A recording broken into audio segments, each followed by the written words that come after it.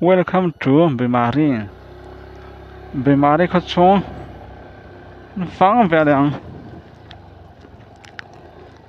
Bimari qua với khát bằng cái ngay đúng không? Nó có với khát một vẻ nữa tụi Bimari có số với quê số số một té chỉ bài với cũng là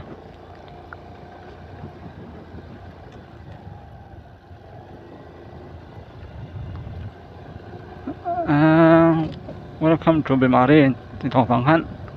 có chung cần lút tỏ đón một cái tema rồi cho ha in hết ở lăng lẩu rất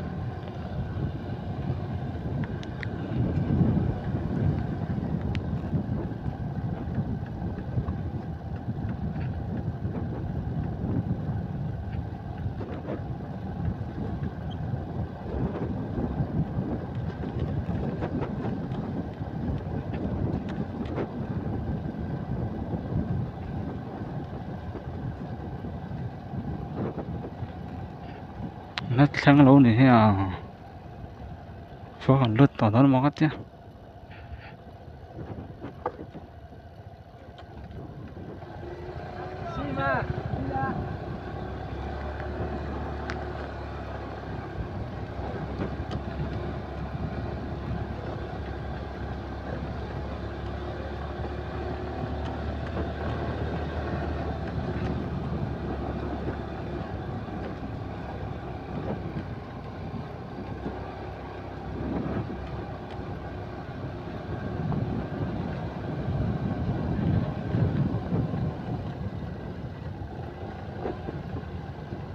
nó sáng lâu về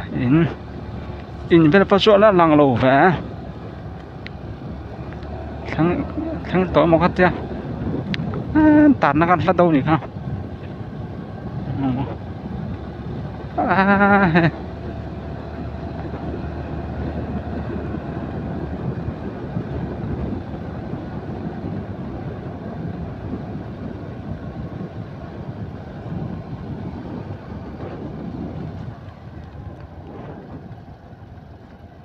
vì mà đấy khu ẩm này khu ra trắng tổng cổ lông lắm ạ số á tổng cổ lông trắng em phèn ẩm này à chuẩn vì mà đi những hát mày vì mà đi bịa bao nhiêu lồng một số ẩm này á chuẩn Myanmar rình đó Myanmar là India rình đó anh những hát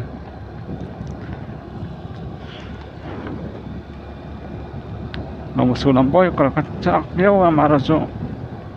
với cho hay con mình tao toàn lâu này ha nên đang ở em sang tên chuẩn có trả lời rõ mèo hay của cho con lột ta hay nôm hay tắc này hay lên lầu tao kia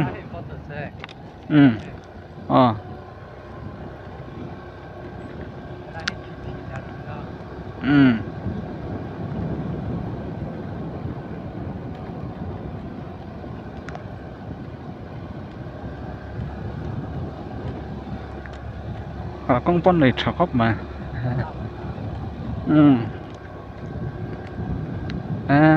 tụi sóc trở về hết tay hi tiêm đăng già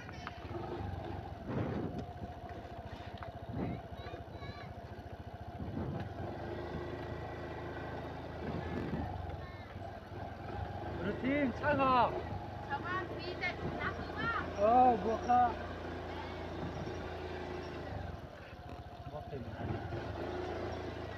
nôm hay là khóc mà ha Bimari vài thì vector ra đi mấy chung năm bằng hay nha ha nôm khóc mấy tùy số hát chắc anh ha số thêm qua ông xem này năm bằng phát chụp thể xem này chú chụp xem nào in chỗ bắt đầu lên thang về tiền in hết các hồ lô nó đây đó là làm gì rồi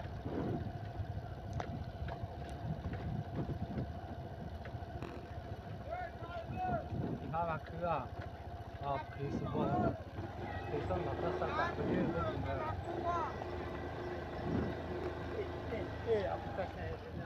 ồ đâu có nhiều lắm à là được đi mà là khi mà làm bắt chậu thể chất này à xin lỗi không chế bé đâu nữa sao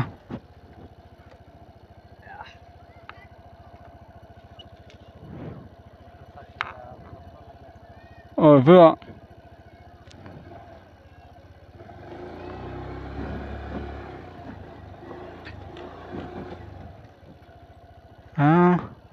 về mà đi khối thế pa anh hồ vực ngay đâu à hồ lớn mấy anh nuông bắt nuông về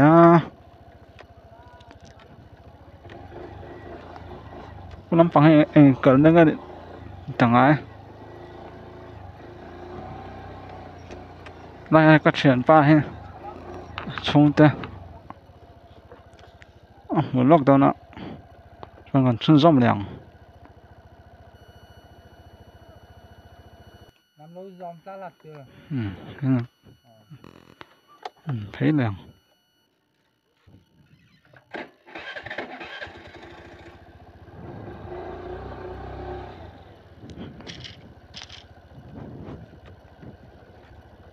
cái nên anh khuôn rồi khóc mà chỉ tăng béo à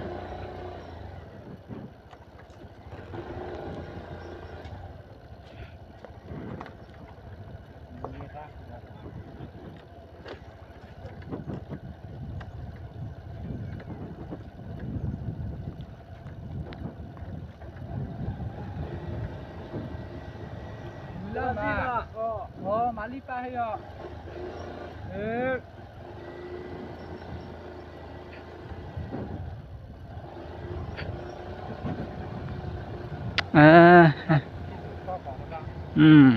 thế thì tem phô ra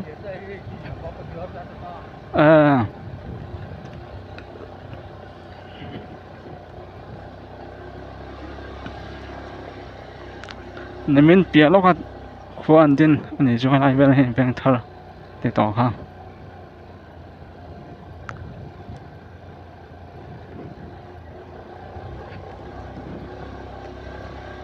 không phải là với khách một ven tuần nhân đồng khóc mà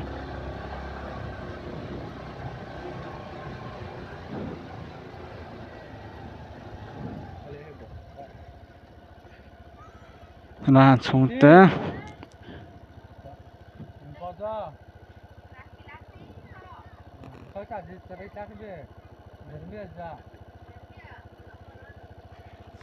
silakan tuh kan tuh satu lah Mali ya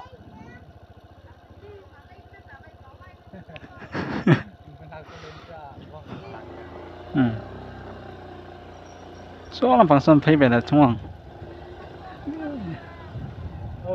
ra mà biết rồi nó bằng hành luồng hay do này ha nó bằng số vàng bùi này vàng cái vài pì cho mấy lá chai ha vài pì mấy lá ha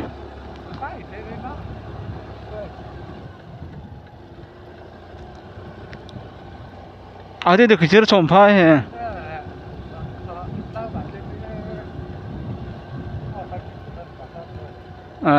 zakara chầu đám sát chút nó on nào ra cái gì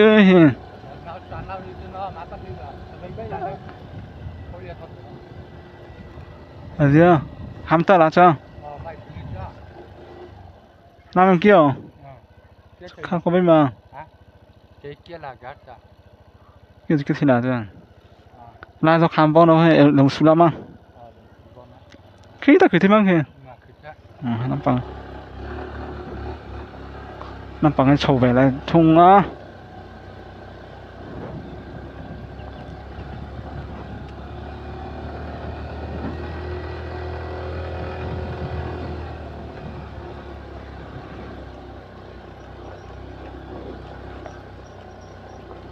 à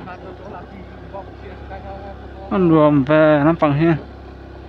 cái đến ai nó nuông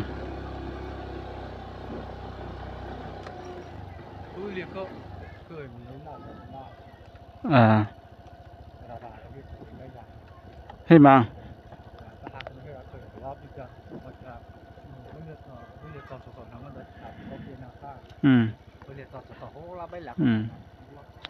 có chuyện ba tên bùi tên in này ha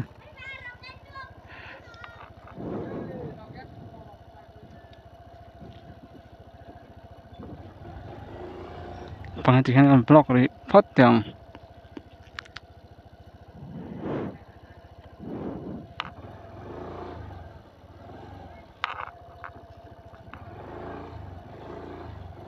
nó nuông khóc màn khó ha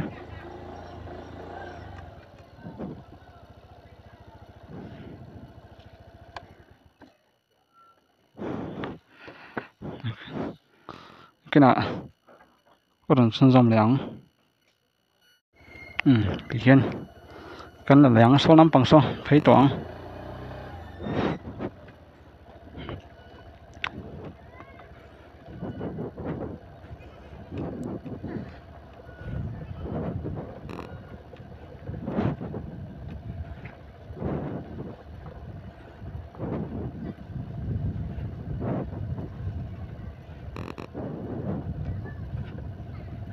khó hết nuông khóc mà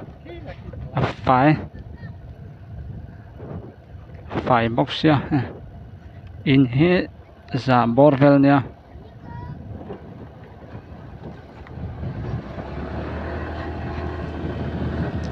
làm bằng những cái lẽ ngã mình chỉ school thằng ông về hay tại hiện bộ phận niệm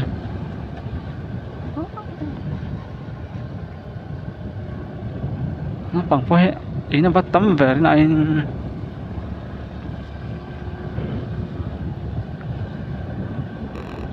nuông khóc mấy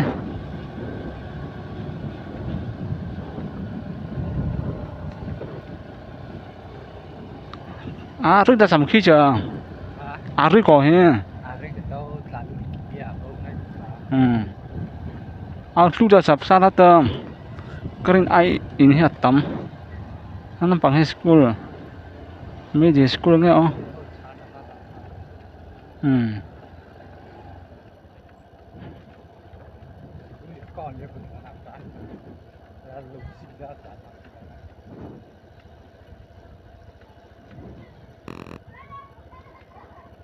pulau có lồng sulama thế nên kalau saya cuman lồng sulam pangkal na lebih tung bangin net trong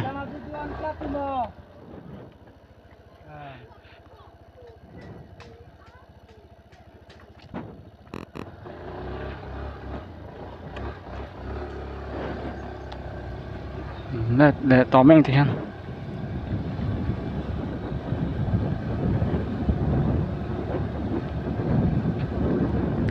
nuông khóc mà quá khóc thành ra rem này ha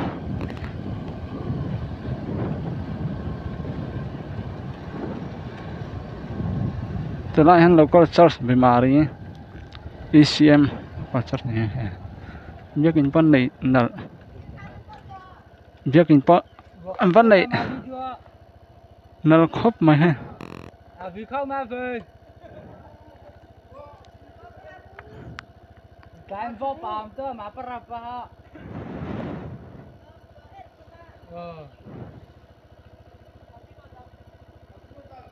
đã khai tự mình nấu nè liền bố lê vì có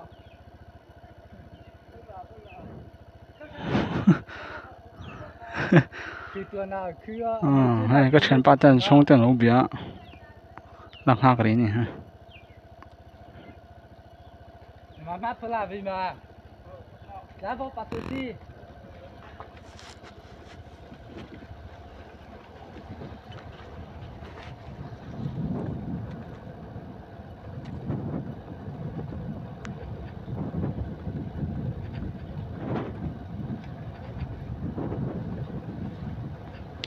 karin ai de no nom pian men khoi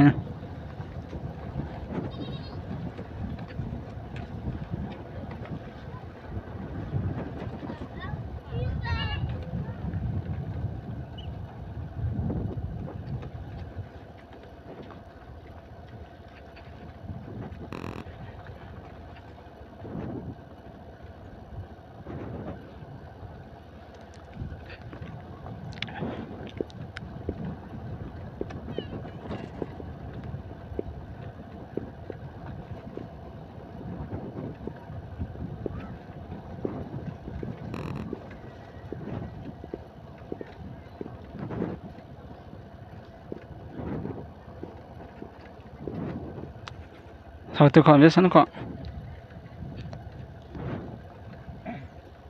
khách chỉ dùng khá vì mà đi khách xuống phần của thế chứ nên là phốt mới rồi xe